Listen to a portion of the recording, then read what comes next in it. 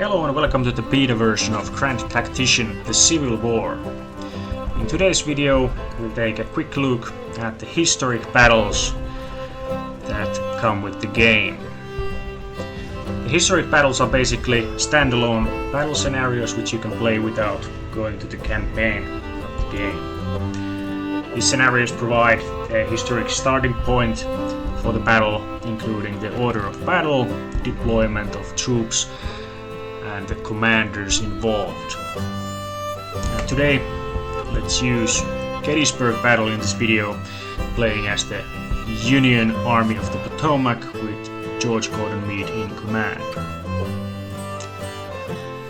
For the battle we show the troop strengths for each side, as well as the historic casualties and also who won the battle, and in the bottom we show the operational situation just before the battle, so what are the maneuvers that lead to this confrontation.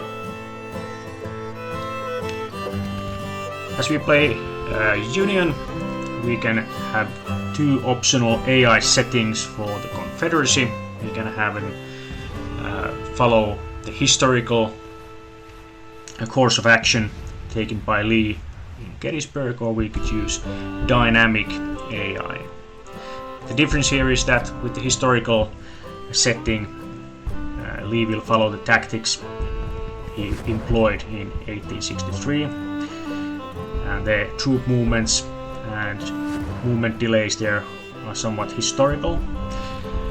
And if we set the AI to dynamic, he will for example choose the general tactics used, whether to attack, to defend, and so on, and he will of course plan the movements for his subordinate units. With the bonus setting, we can make one of the armies stronger by increasing the experience and morale of the troops. But this time, let's leave it at 0, and off we go.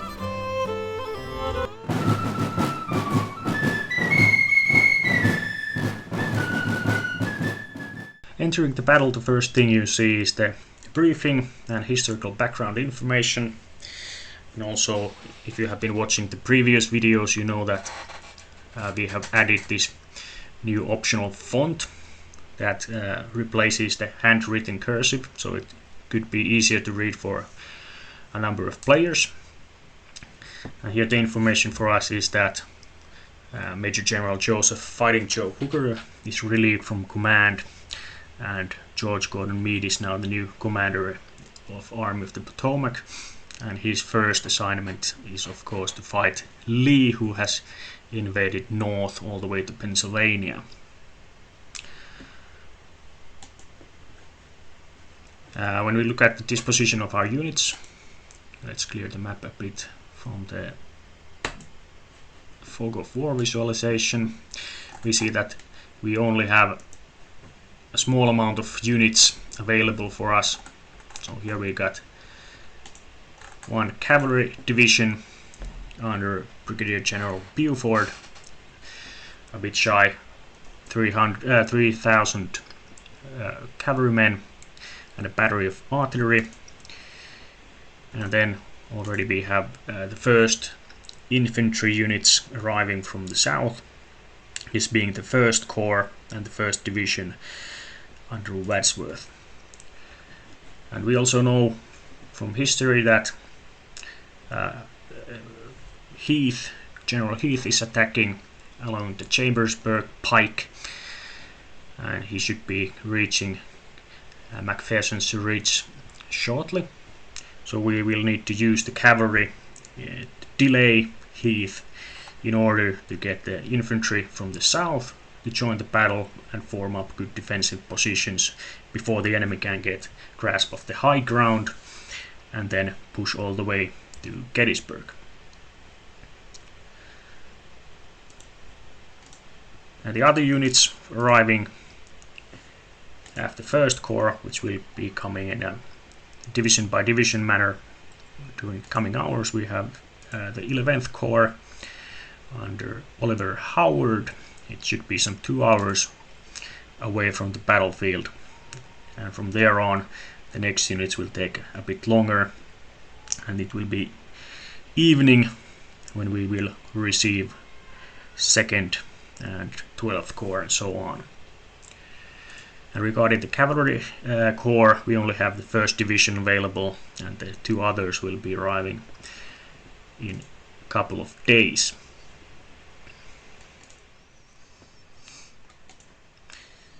Okay, and starting the battle, first thing we want to do is put Wadsworth moving forward here to link up with the cavalry, and then with Buford's division, which is a cavalry division with 2 brigades of cavalry and 1 battery of artillery, we should start to delay the enemy, to buy some time for the infantry to actually reach the area before the enemy has the high ground here or even here. I'll put the cavalry forward to this position, which offers some cover with the fence, and it also offers quite good fallback positions all the way through these woods and the farm. So what we want to do with this unit is to show that our presence here is quite strong, and to make them deploy for the attack, which will of course cost them time, and that's something that they probably don't have. And off they go. Let's accelerate the time a bit. Get our units into positions.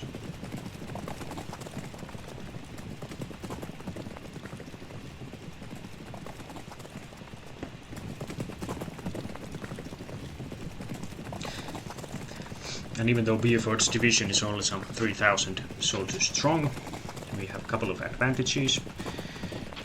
In addition to the obvious, which is the ground, which suits defensive and delaying action quite well, we are more mobile, better mobility with the horses, so pulling back to the successive defensive lines should be quicker than with merely infantry.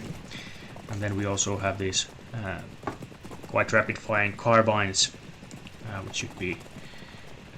which should offer better firepower if compared to the rifle muskets of the infantry, at least for some time.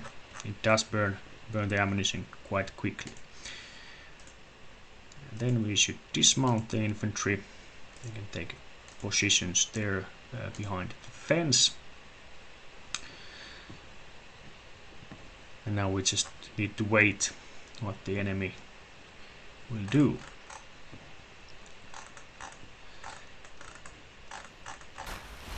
And here in the south we get our 1st Division from 1st Corps already advancing with Meredith, the 1st Brigade on point. And this is the famous Iron Brigade, an elite unit in Army of the Potomac. And during this battle it's quite easy to see where the unit's going, because they carry the battle flag showing that this is a elite unit. It also has discipline and morale bonus, so making them fight harder, especially if against desperate odds. And following them we have Cutler's Brigade, and in total this is some 4,000 infantry we can throw against Heath if Buford's cavalry can hold them back for a long enough time.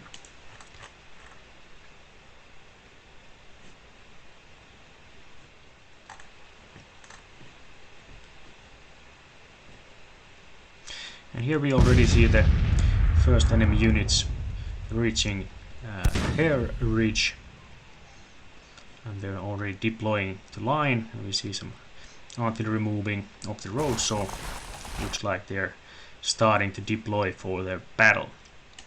And Caleb's artillery has already opened up and is zeroing in the guns to harass the enemy while they deploy on the ridge line and prepare for the attack. And of course this means that while deploying we are winning time, which is needed for the infantry to reach the area.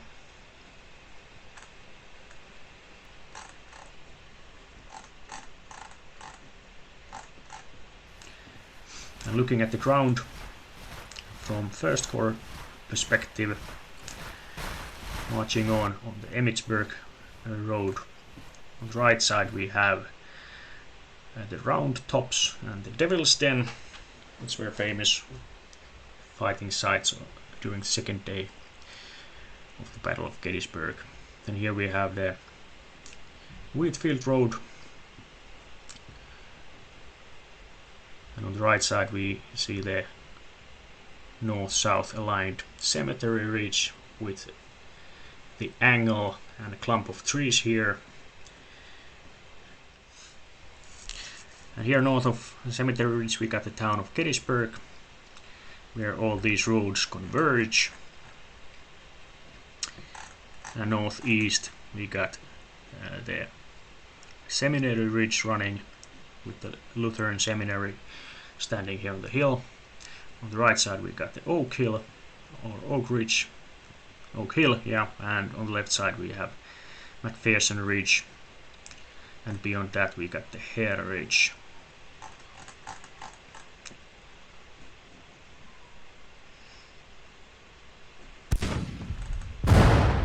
We can already see that the enemy has deployed their batteries to support the attack.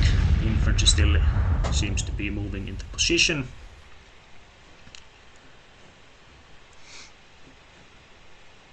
And I think they will try to attack soon enough. At this point I think I'll lay down my troopers so that they will not suffer so many casualties in the enemy bombardment.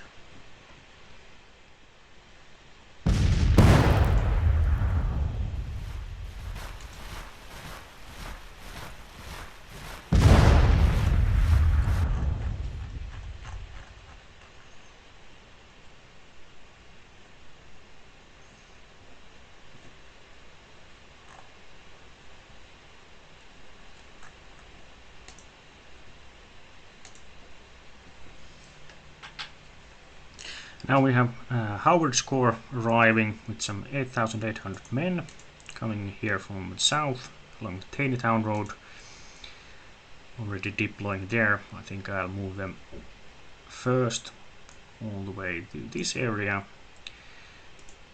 so we can see the situation as it develops. And here we can also already see some movement. It's Heath's men now moving forward, it seems, in force, so better to get up and start the fight.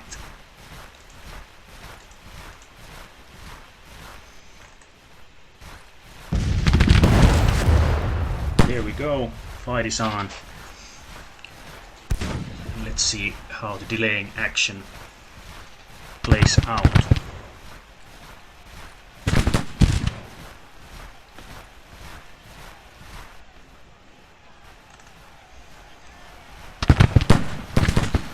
Looks like they're coming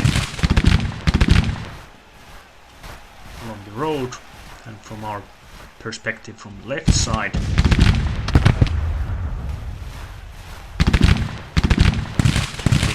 start pulling back shortly, not to get flanked by the enemy. Looks like Davis' brigade. We don't want that to continue past our flank to the rear. And at the same time, let's see where infantry is moving at the moment. There we have them. Still a mile or so to cover.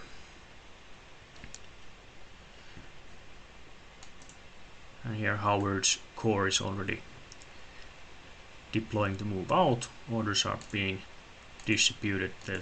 They're not yet moving, and it should take a couple of hours for them to reach the area I designated them.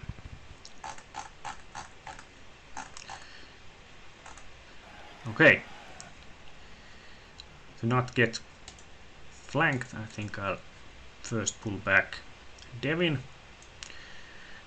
Let's go with the retreat order, so they should be moving back quite fast. I'll leave Gamble here for the time being, so if the enemy continues, we can continue firing at their flank like that.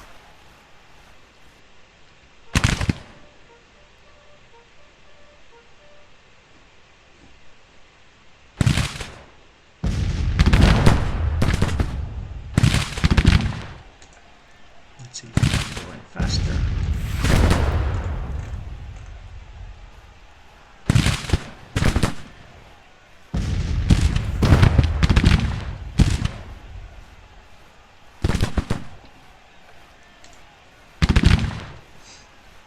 Let's deploy Gamble in the loose formation, which is better for firefights.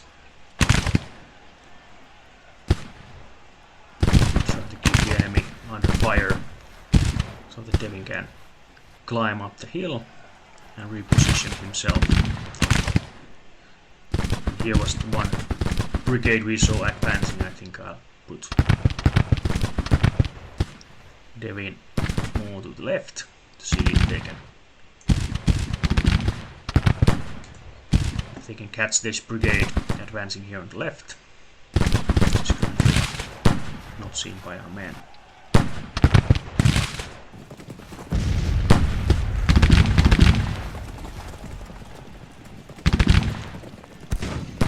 I'll have my artillery concentrate on the enemy. Enemy batteries here.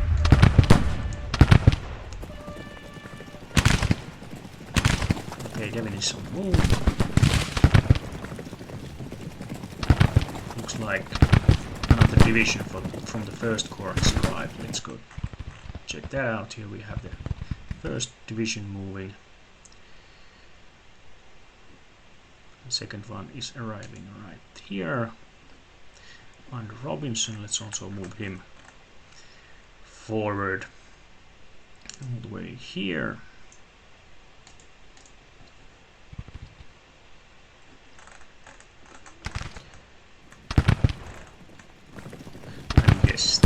There we have the Davis Brigade entering the cornfield here. If there's something I've read about the Civil War, it's always a good idea to push a lot of men into the cornfields. The best way to guarantee a proper fight. Devin is already reporting that he's in contact with the enemy.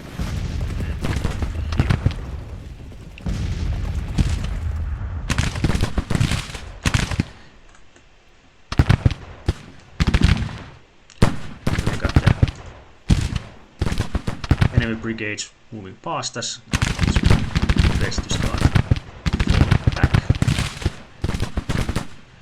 with these units here, so not to be flanked by the enemy.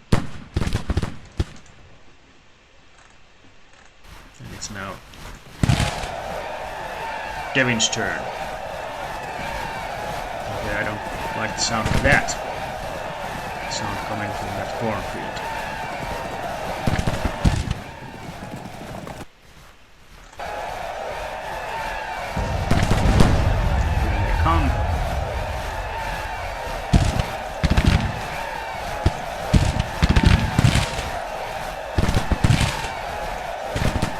It does sound like they're trying to get into fist fight with us, so better retreat quickly because we don't have the numbers for melee.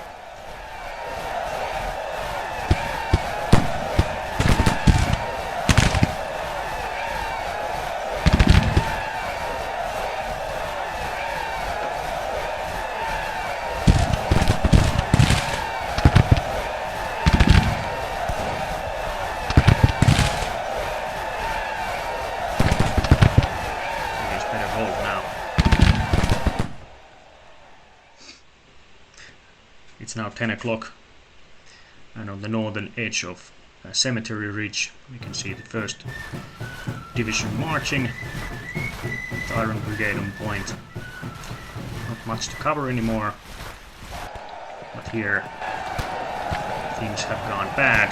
The enemy has already engaged in the melee, taken the McPherson's Ridge, and my cavalry is repositioning currently under enemy artillery fire, so it doesn't look that good at this moment, but we should be able to handle this with the infantry that's arriving shortly.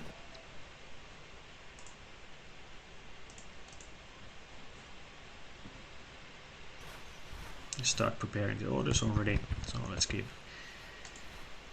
him the attack order or attack stance.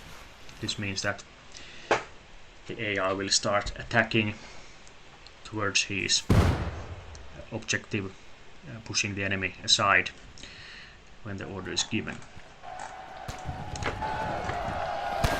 And Devin has repulsed one enemy charge, and it's looking like another one is coming shortly, so better start pulling back once again. Let's go to the cover of these woods. And with Campbell, whose unit is in quite good shape at this moment, I'll position him here on the left side. The artillery shall be placed here in the middle. Then we hope for the best.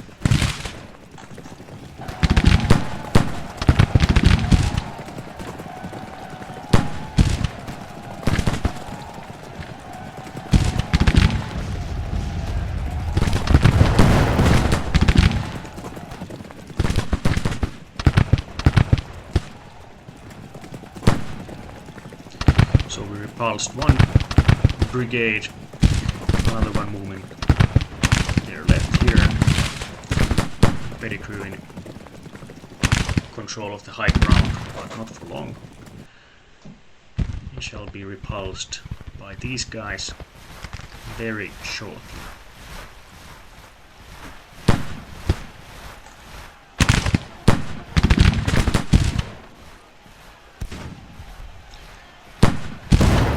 Looks like Heath is not giving up. He's pushing forwards. Got some skirmishers here screening with a couple of brigades on the move.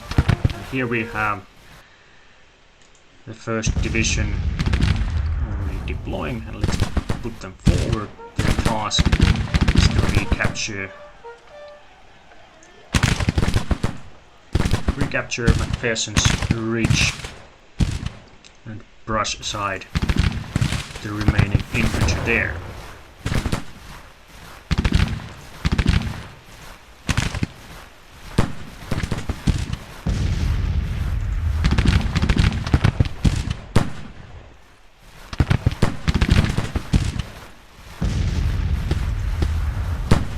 Now it's already 11 o'clock. Hubert's men are barely holding here. Campbell on the left side. The morale is going to break. The right side casualties are very high. Now we have Iron Brigade here, Cutler's Brigade here. I think it's time to pull back the cavalry from the contact. Get them somewhere safe. Then fight another day. Let's pull them here. The retreat order so they can move fast, and it looks like Campbell already broke. So the infantry's here not a second too late. And more bad news, we have Ewell's Corps arriving to the battle, some 20,000 infantry. Scouts report Rhodes Division, some 8,000 infantry and 15 guns, so the enemy is also getting sufficient reinforcements, it seems.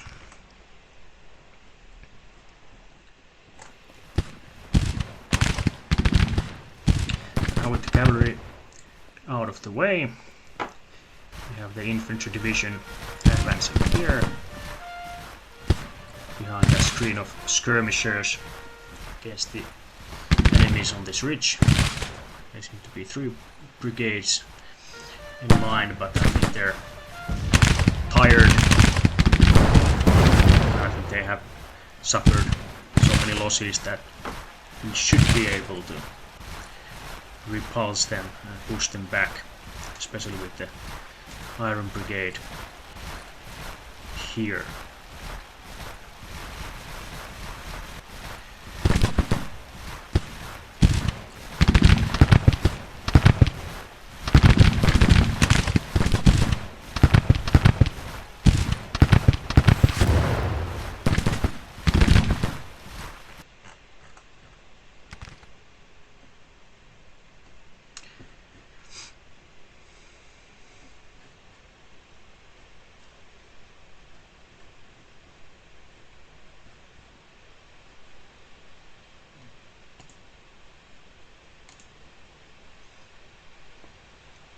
And here we finally have the Artillery Brigade of 1st Corps. Let's move them also forward, all the way to the Long Lane area. And now that Howard's Corps is starting to deploy on the north side of Cemetery Ridge, and as Wadsworth has stabilized the situation here and holding on, let's start moving Howard's men forward. Let's put Barlow here to extend the line to the right, and then von Steinwehr to his right, and then we got Schurz. Let's put him here,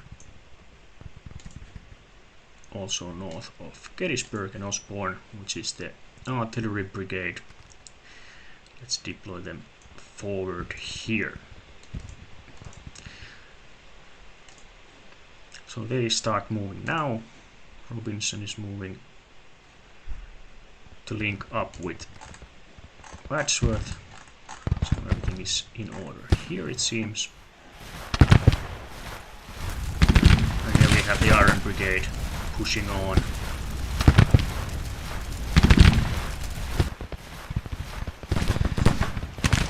And here on the south side of Gettysburg town we have Howard's Corps already on the move. Seems to be Ames taking point, and Schimmelpfennig, Smith, and the others. We got Buford's men here, and they lost 1/3 of their strength, I'm afraid, but we still have a mobile force if we need it somewhere. For example, covering the flanks or reconnoitering possible enemy routes. And a quick sitter from the front at 12:30. Wadsworth's attack to McPherson Ridge has failed. We have Cutler's Brigade in retreat, broken, so it's now up to the Iron Brigade, which also has suffered quite heavy casualties already, almost 300 men. It's up to them to keep pushing. And regarding the rest of the 1st Corps, we got Robinson moving on this line, and Doubleday following close behind with the artillery, and Howard is already deploying to the northern side of Gettysburg town.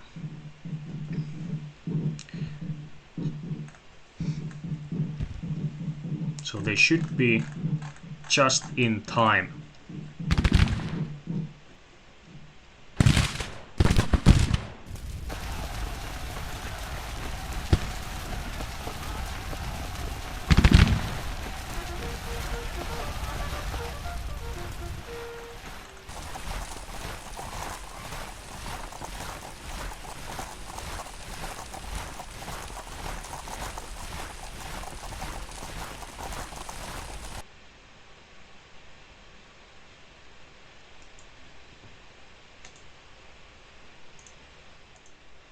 Now 1 o'clock. We have a situation here as follows. On Macpherson's Ridge, the Iron Brigade and Cutler's Brigade have been repulsed, and they have formed up here after falling back. The enemy still holds the high ground on Macpherson Ridge, but has not continued forward. I think they have lost their appetite already. Then I have the last units of Howard's Corps moving into position here on the northern side of the town of Gettysburg, and the rest of 1st Corps are soon arriving here. With Reynolds in command. First up, it looks like it's Robinson's 2 brigades. Let's start moving them forward. I've already given Wadsworth order to defend in case the enemy advances, but now we use these other divisions to push forward. Let's give both Robinson and Doubleday the order to attack, and once they're deployed here, start moving them forwards and taking Macpherson's Ridge back from the enemy. At the same time, I will support the attack from the right with Barlow. Also give them order to attack, and then with Steinwehr and Schurz, I will hold the line and hold the right flank. And once this situation is dealt with, I can start forming a proper defensive line on the north and on the west of Gettysburg. Now what do we have here?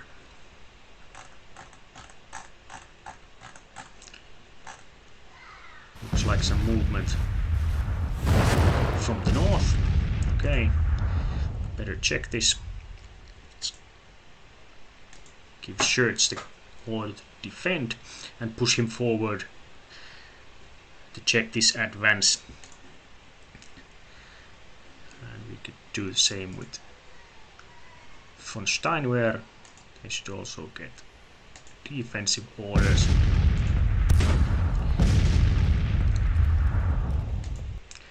And here Schurz is ready to defend. Let's push him forward.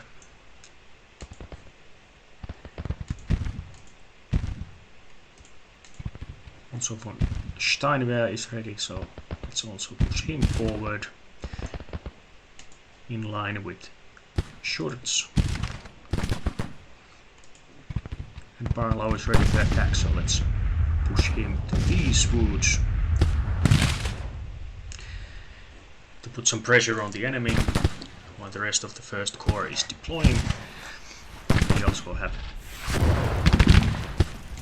skirmishers from the Iron Brigade and Cutler's Brigade engaging the enemy, so they're putting some pressure on it already.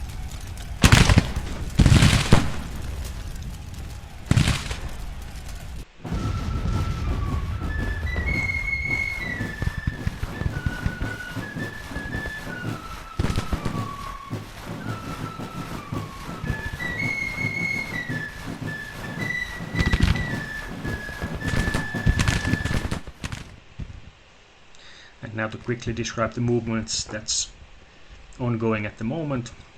You got Howard's Corps here. I'm moving 2 divisions, Schurz and von Steinwehr, to defend the northern approach, where we have some enemy units already spotted and engaged. And then with Barlow's division, which is brigades of von Gilsa and Ames, I'm pushing to the Oak Ridge to clean up it from remaining units of Heath's division. And then I have the 1st Corps, 2 divisions, Robinson and Doubleday, moving to extend the line to the left, with Wadsworth currently holding the center with the Iron Brigade and Cutler.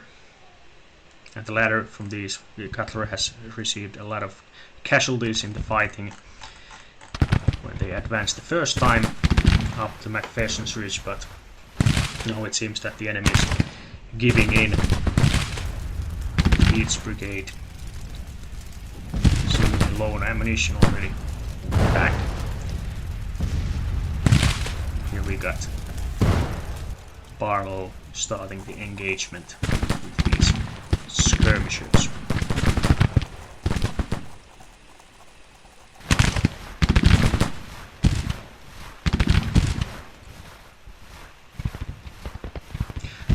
Here we can see quite well the first corps situation as they prepare for the attack.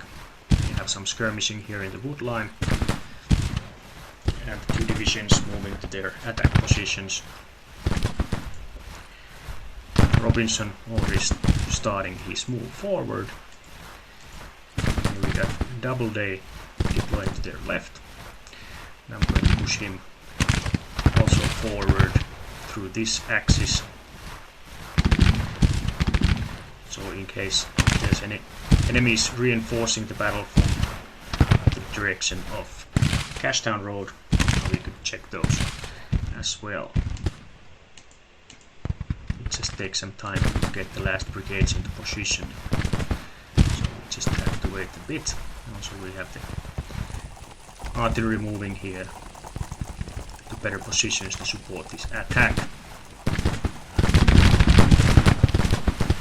Here on the northern side we have Barlow's men attacking through the woods with 2 brigades. It looks like there is getting badly mauled on the edge of the field. 1 brigade seems to be holding the ridge line itself.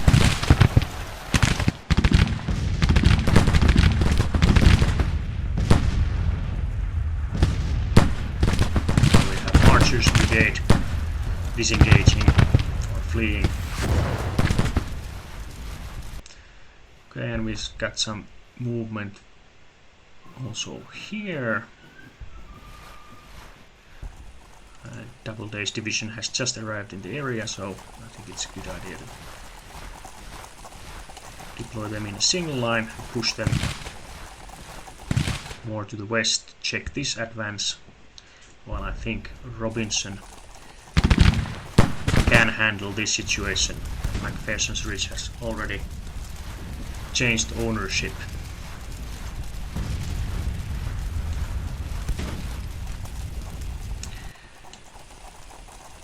And Barlow has reached his destination in the tree line here.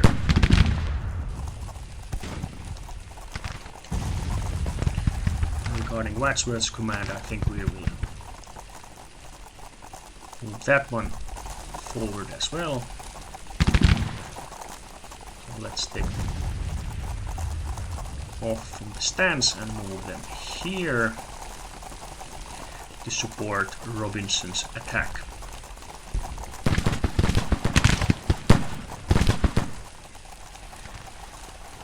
Here too we can see that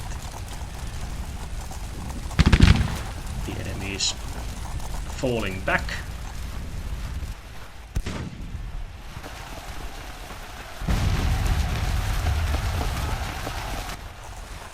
That situation is stable here.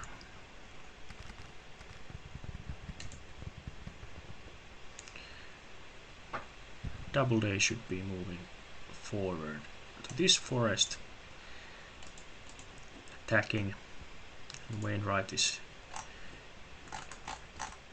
just in time. Let's put him in better supporting positions here.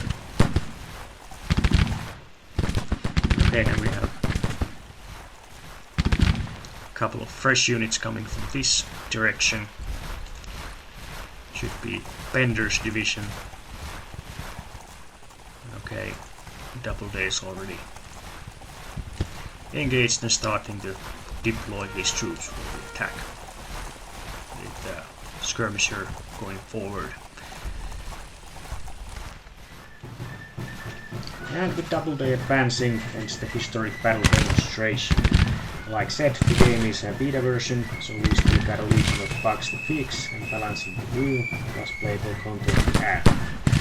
Thank you for watching. I hope to see you soon on the Grand Tactician's battlefields.